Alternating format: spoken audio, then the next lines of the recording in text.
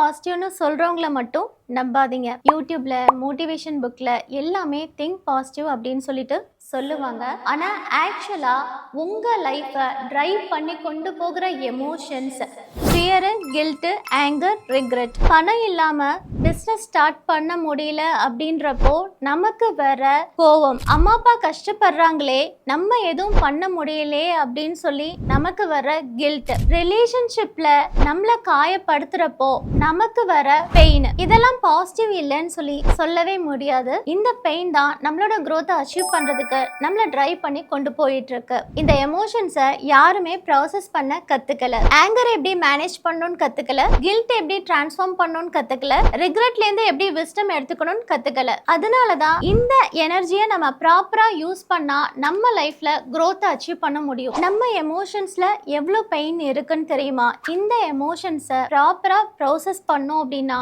Next 90 டேஸ்ல நம்மளால அன்ஸ்டாப்பபிளா ஒரு நியூ ஐடென்டிட்டியை கிரியேட் பண்ண முடியும்.